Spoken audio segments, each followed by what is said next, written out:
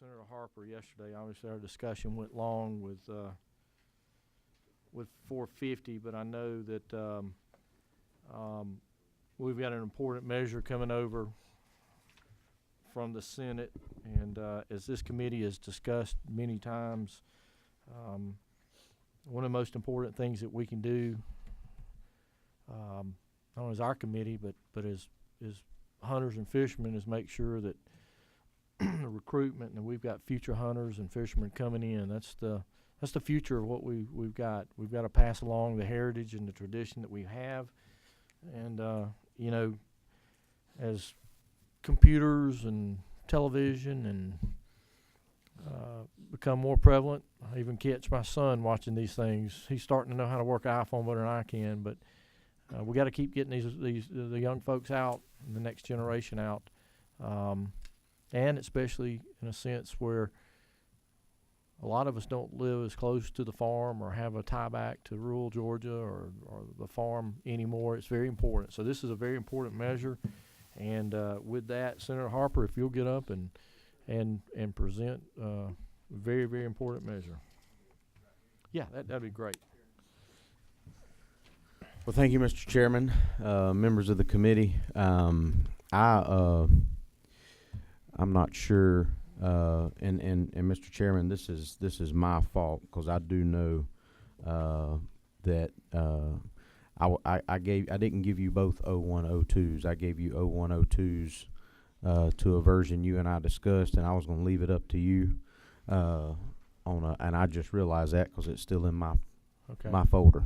I think what we're going to discuss today, Senator, is the bill that was passed out of the Senate. But is that the LC 440730? That is what passed the Senate, but there is another version that we had to.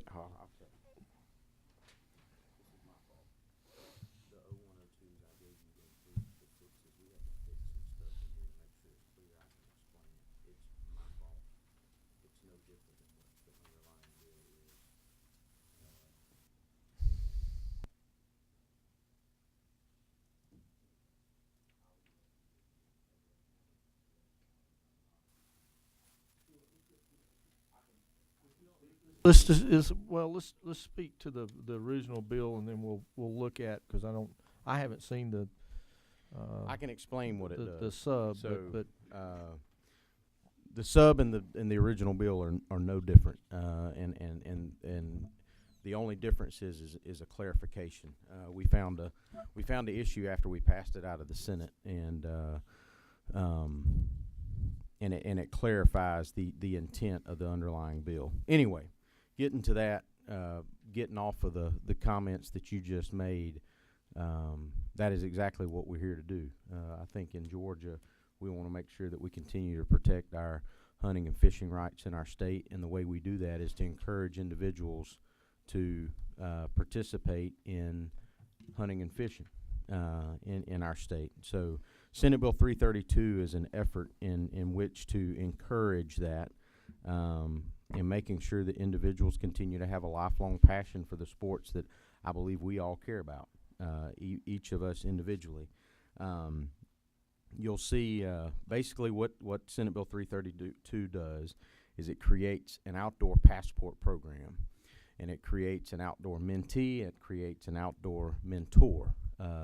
And those are the defined definitions you'll see under subsection A. And it goes on to talk about how the program will be implemented. And this is actually a program that kind of goes along in the line of what the Department of Natural Resources is currently doing under their R3 initiative. It's a great way to complement what our department is already doing, while at the same time continuing to encourage individuals the ability to participate. So what it does is it creates a passport that allows an individual who's not held a hunting or fishing license in this state the opportunity to get that passport and have an ability to hunt or fish for an entire year for a reduced cost or a zero cost license, and that's up to the DNR. But our intent behind this is to have it at a level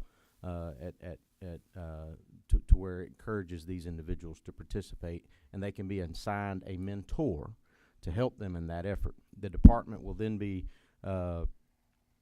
tasked with the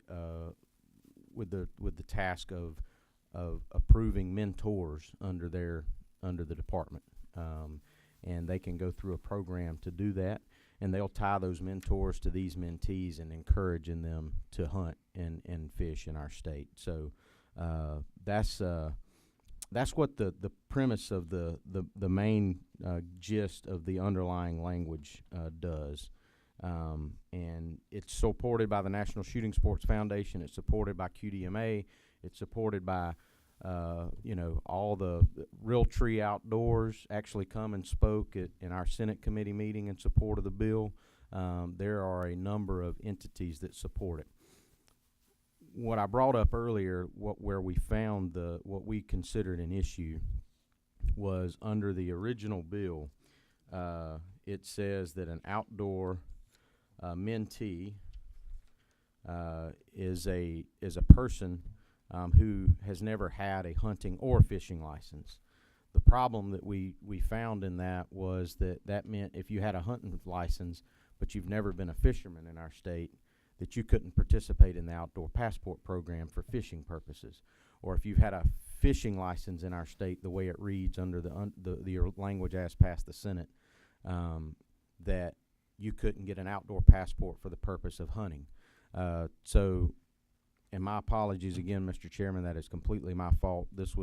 I know I briefly mentioned to you that there was a fix that we needed to do, and I neglected to bring you the language, and that's on me. I completely take the blame for that. But the language that we had come up with working with Legislative Council to fix that issue says that an outdoor mentee has never been issued both a hunting and fishing license in this state.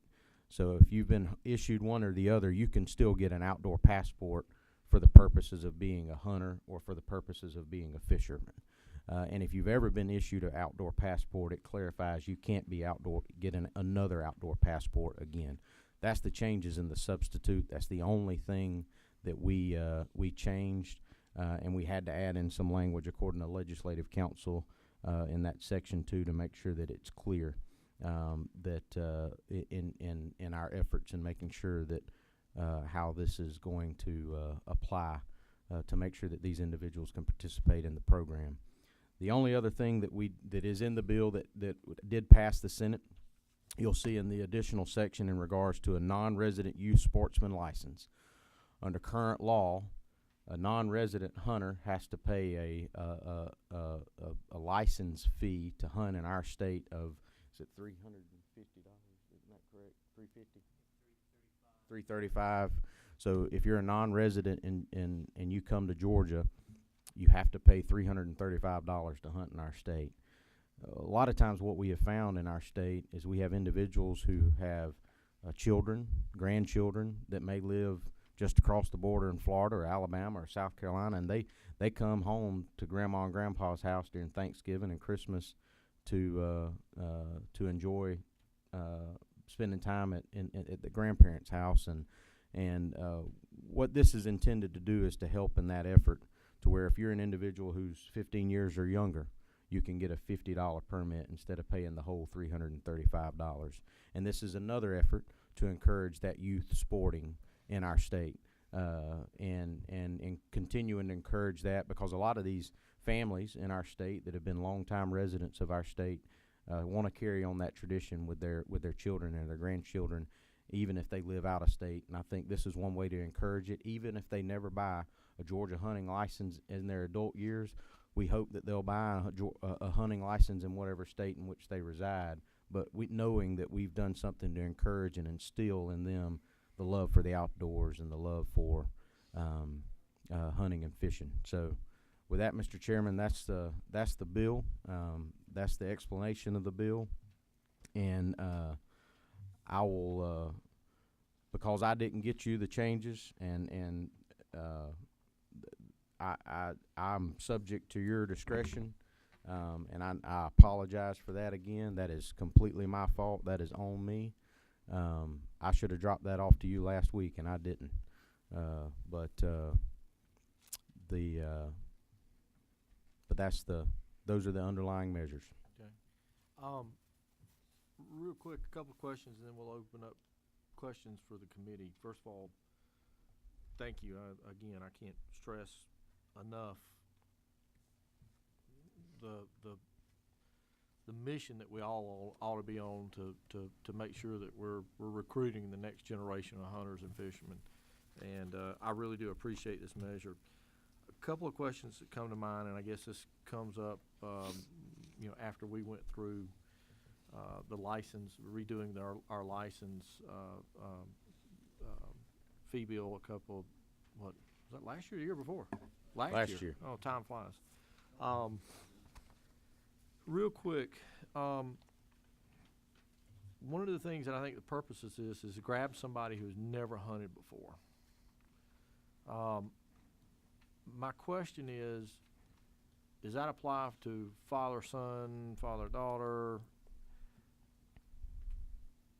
or is that grabbing somebody outside of a household that is brought up with hunting and fishing?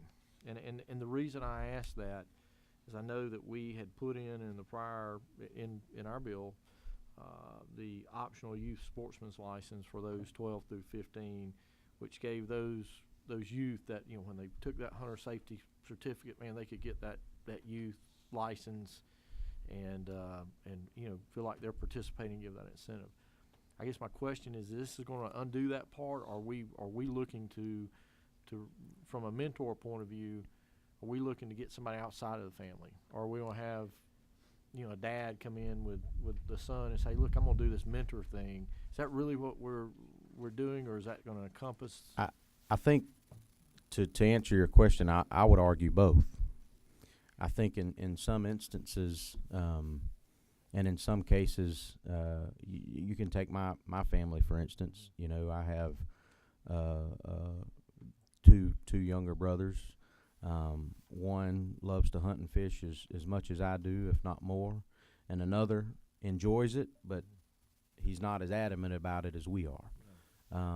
And I think even in families where across our state where you have families that are adamant about doing it, there's sometimes where their sons or their daughters or their grandsons or their granddaughters may not have that same passion.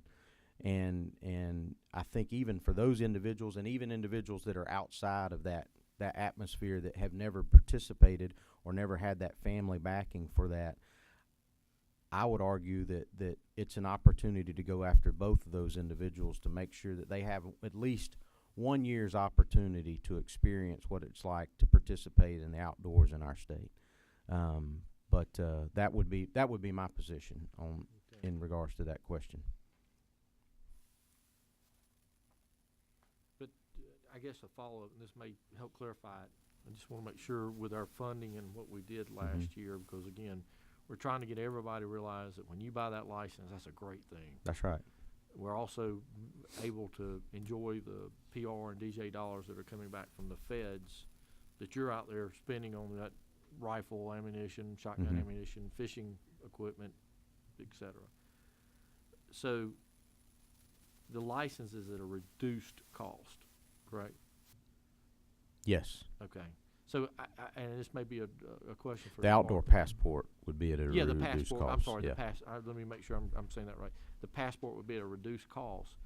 So I assume, and I guess my question is to make sure that we're at least meeting whatever that minimum is that we need, so that those folks can get counted. We can count those under the PR, and I can't remember. And that would be at the discretion of the department. Yeah, we've looked at this, and we didn't see any issues. Okay, I just want to make sure that that's it, because again, and I don't have any, and I hope there's no misinterpretation in me bringing this bill forward at trying to undermine that effort, because there is not. That's what we're and that's the reason I tried to leave the departmental discretion to give them the ability to make sure that that's the case in going forward, that we can address it that way.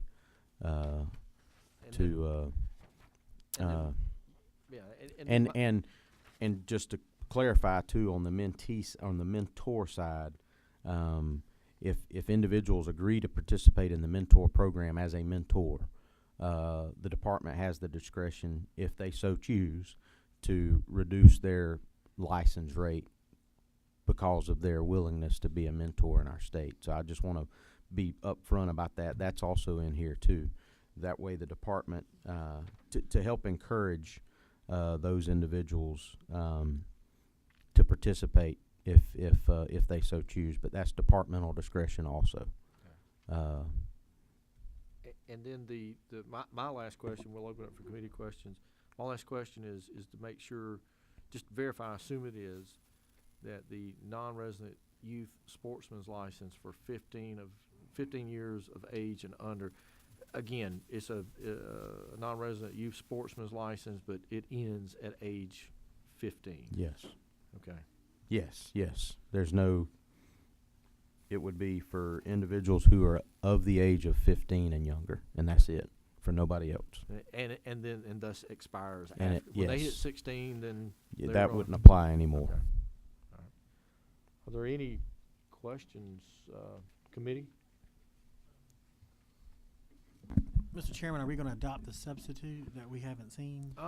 And that's my fault. And if I so, apologize. I I tell you would what like to make a motion to. No. Let's discuss the bill right now.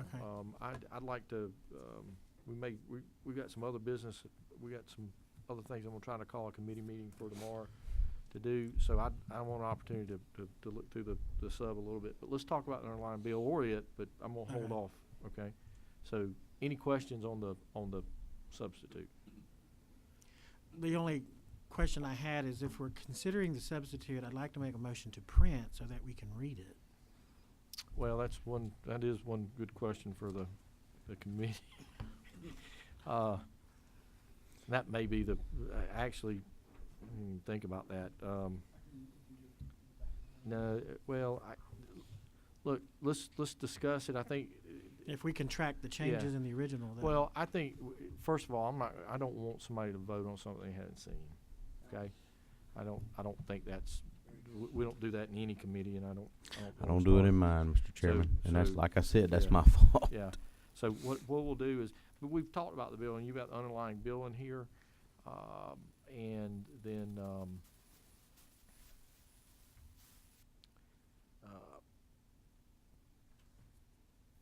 we will, let's talk about the underlying bill. We can have discussion on it and Representative Marvin. I know that no one would misuse this, but on the mentor side,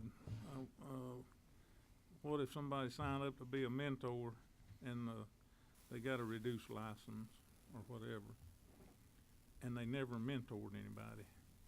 Do you have to actually mentor somebody or a number of people to keep getting a reduced license?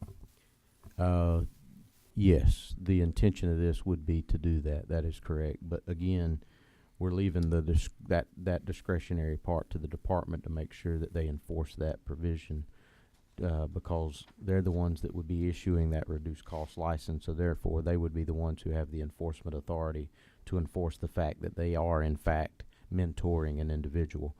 And I would think that they would set it up in such a way that said mentor does not receive such reduction until they're in a mentor-mentee I think companion. I think you're correct. So, Thank you. yes, sir.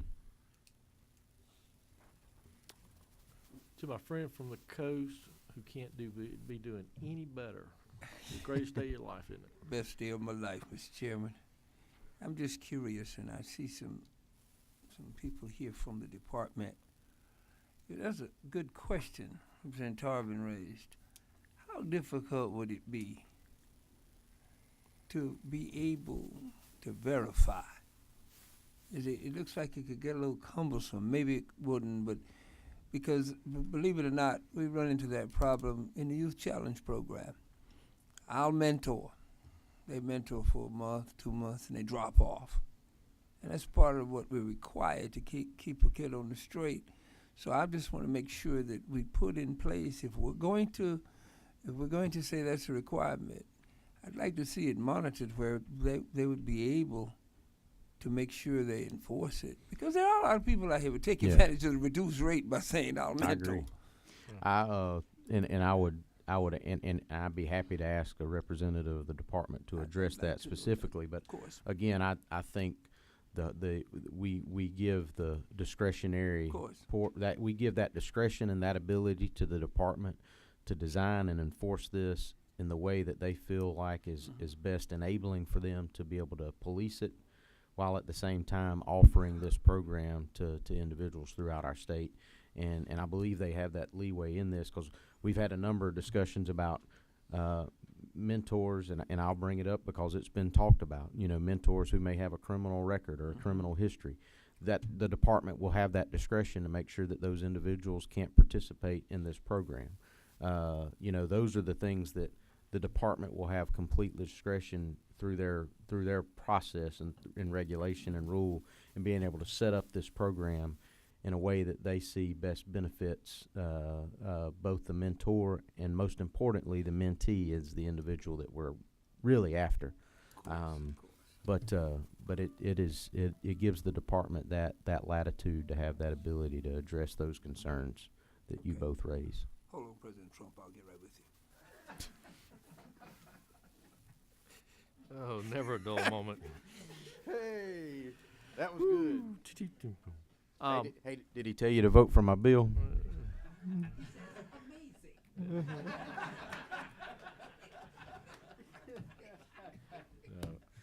Hey, Representative Williams. I don't know oh how you Lord. follow up on that. I don't Mr. know either, Chairman. but you do. There are in here. If you look at line 30, getting back to the bill, the department's going to establish a mentor education course that provides instruction to the mentors, which the completion shall be required before he or she may mentor an outdoor mentee under the program. That's correct. So, again, I'm reading this with parameters that this is serious business, and if you want to do this and you want to be certified, I'm sure that with everyone out there, the department, all of the conservation organizations, shooting organizations are behind this. They have an idea of what really works out there, because they're already doing this program, That's right. or some semblance of it. So There's- I think what we're doing is saying, hey, this is a great idea. Let's give a little more oomph or I would added completely incentive concur with to, that. to sentiment. this. So, Yes, sir. I would agree with the senator. They're going to mentor or look at this and set it up right, so that we don't want it to be a failure. We want it to be That's right. a success. So, and just like Representative Bruce, I mean, aren't you doing the fishing? I'm not sure that would qualify, but you're doing something. You're trying to expose, your folks and youth and stuff in your area to the outdoors. I mean, this is the spirit of what I think this is doing. Now, whether that would qualify or not, I don't know. But again, I applaud you for what you're doing. Some kids would never ever even know have an opportunity to pick up a fishing pole. You may hook them for life. I hope we do.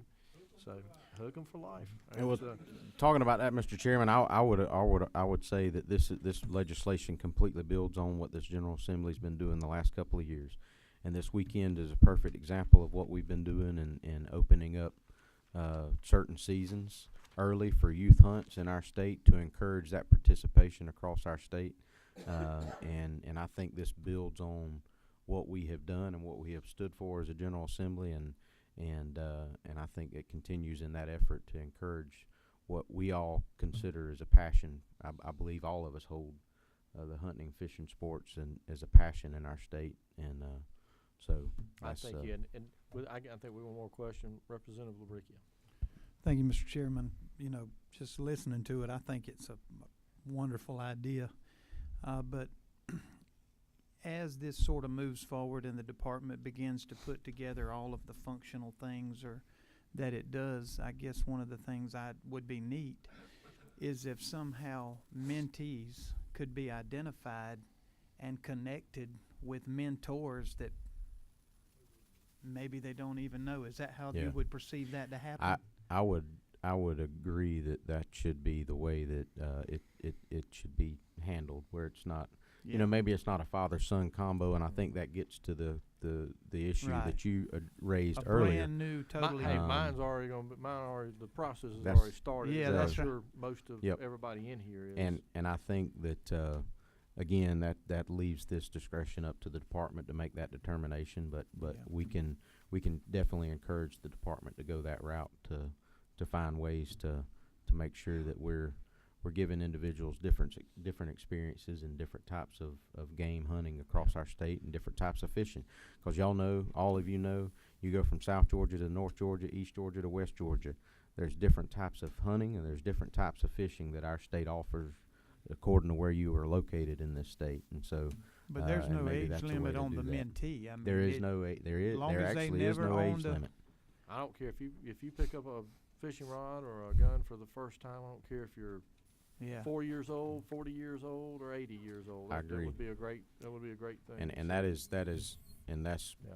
I think that's what makes this bill just as important, is because it's not a focus just on youth, even though that's what we're geared toward, but it's a focus on any individual in our state who's never had an opportunity to participate or never really wanted to, and we're going to give them that opportunity through this I know through some this adults legislation. that got into it late, and they're as gung-ho as probably some of us who grew up doing it. So, one question, and this is not a question to get off, but I think it would be, whether it's informal way, and I'll talk to the senator, you know, in the department. I don't want to place a burden, but it'd be neat to have a report back that says, "Hey, we've done this," I and agree. showing a success of that. That may be something we talk about. Yeah.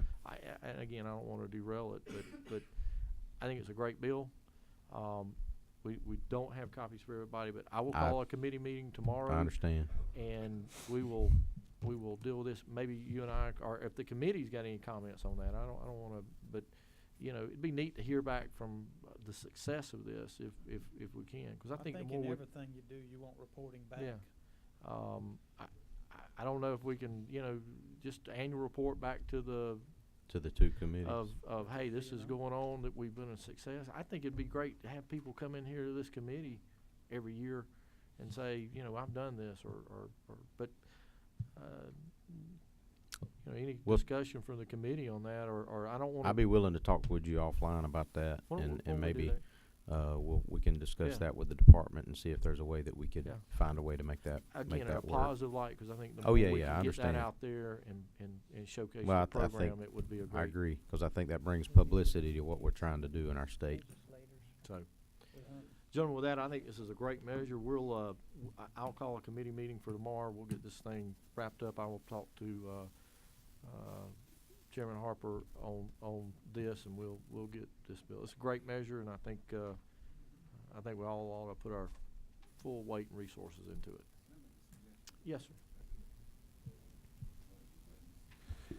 You know, Representative Bruce. one of the things that we're doing at the park this year that we hadn't done before, we were able to get these little pellets, peat moss pellets, or whatever they call it, and you stick them in the water, and when you put it in the water, it swells up, and then you put a seed in it, and then you could watch the seed grow, and it's in some kind of little net.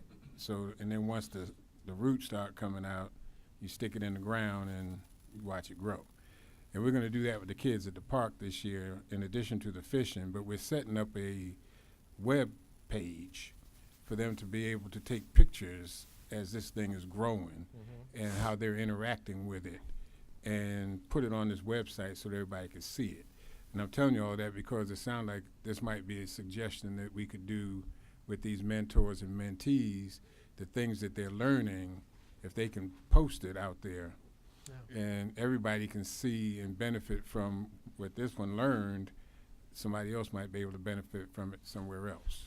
Well, I know we. Does that make any sense? Yeah, I know, Yeah. Representative, I think you make great sense. Of course, you know, we've got to make sure that whoever is doing it, whether the adult, the mentor, and the mentee, it's okay. Mm-hmm. But I'm sure the department already, maybe, I know we've really gone into the age of technology, the online website, getting news things out. That may be something the department can add to that to help further the publicity and get the thing out, as long as it's within the rules and we're looking at privacy issues, and there's no problem or permissions to do that. But I would leave that for the department to take up under suggestion. Is that fair enough? Fair with me. All right. Awesome. Well, guys, if that's it, Senator, we'll call a committee meeting. Maybe That's you and I fine, can Mr. Chairman. can speak afterwards regarding our Yeah. our other issue, and we'll get a copy out for the committee to make sure that we've got a copy in front of everyone to vote on. Yes, sir. Look forward to it. Thank you, Senator. I hope this part's gonna go quicker than the last couple of bills. Yes. All right. I'll talk to you after.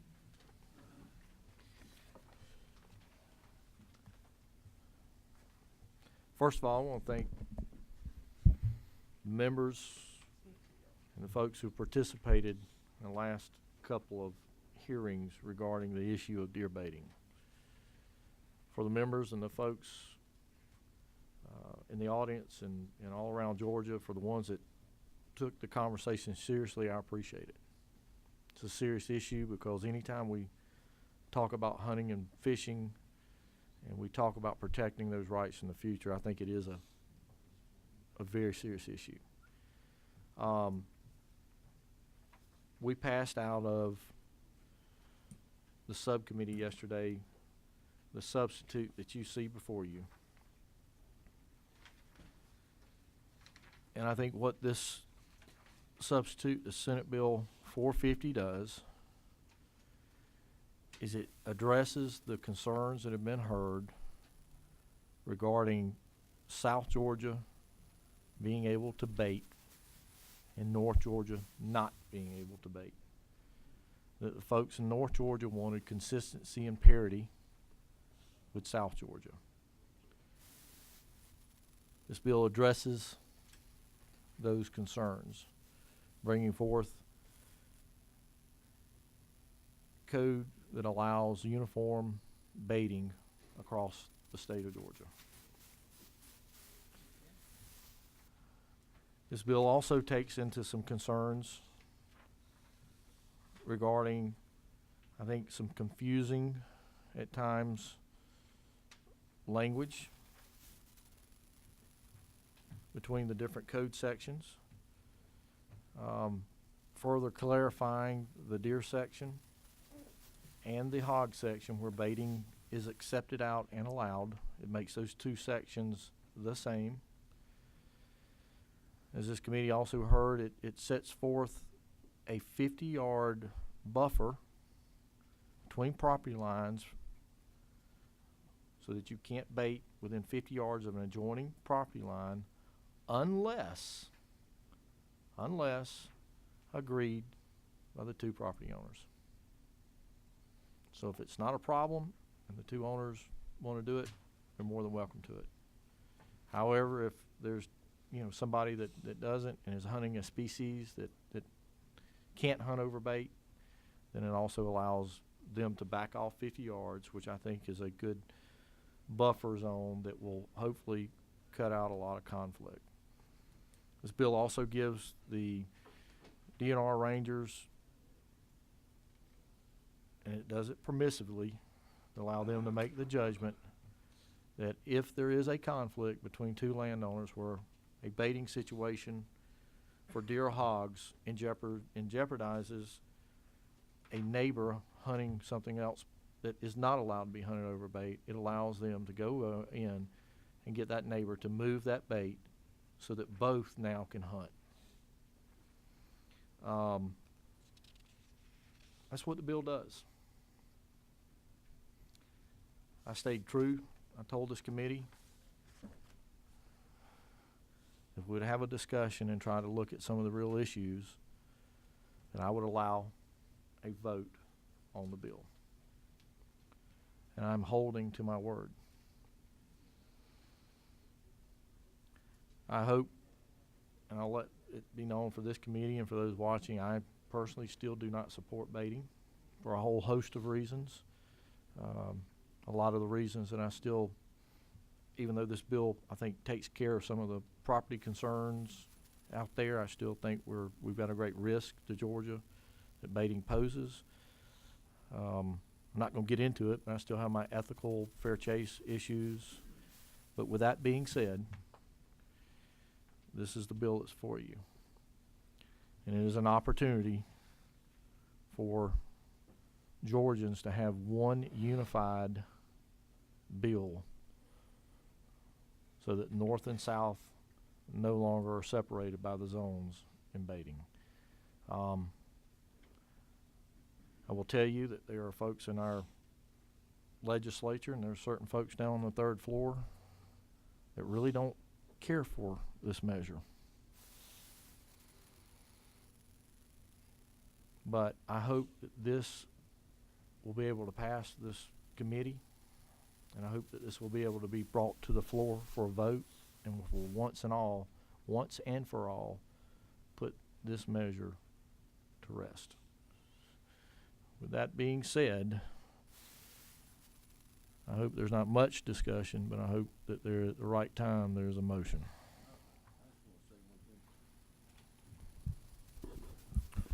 Mr. Chairman, I just want to say one quick thing, and that's a big thank you to you for your willingness to allow this conversation to happen this year. And I know it's a tough conversation because it splits all of us that have so much in common, and that is our love for the sport of hunting in our state, and particularly in this case, those white-tailed deer. But I just want to thank you personally for your leadership and your willingness to work with those of us that, and to make this, to end this conversation and make this a fair state for everybody.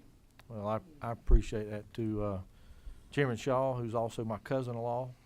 As y'all may remember the story, his first year in, we did a debate on baiting. And kissed and made up. well, We did that 7 years ago. we, but you know, guys, it really is. It's about a family, and you know, everybody. Oh, you're not a hunter. I've been called all kind of names, but you know, I got a little 5-year-old boy that was with me this year when we took his first deer with him. He went on his first quail hunt. He's been dove hunting for 3 years, picking up birds now, and he can throw his own rod and fish. We're all dedicated as sportsmen and women, and we all have a passion for this. But I hope we all share in that same passion, one unifying thought, and that's to make sure that we protect this great tradition of hunting and fishing, and that it's protected way, way into the future. And I hope that we leave here with that. Yes. So with that, guys, I'll entertain motion. Do pass on the committee substitute. Senate Bill 450. We have a motion, we have a second. All those in favor say aye. Aye. All those opposed. Gentlemen, I hope that what this committee has done this year,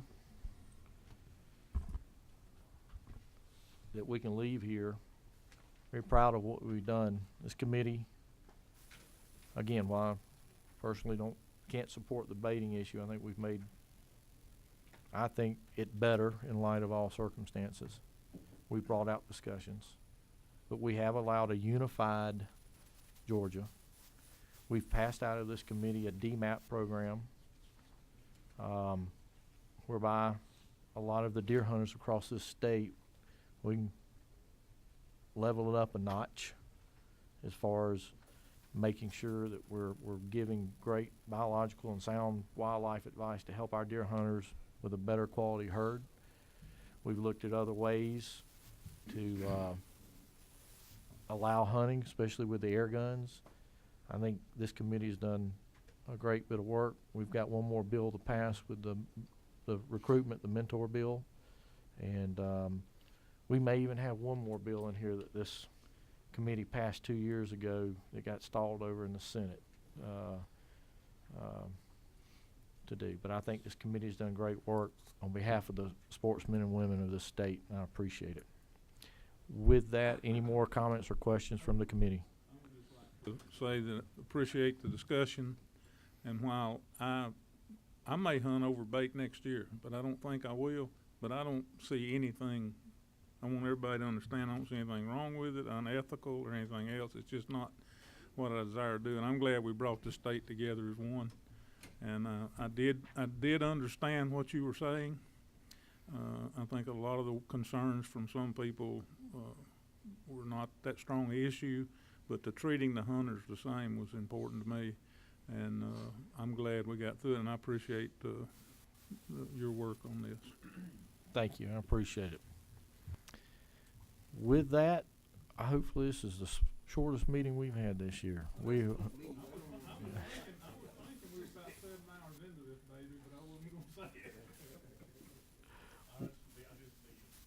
We are adjourned.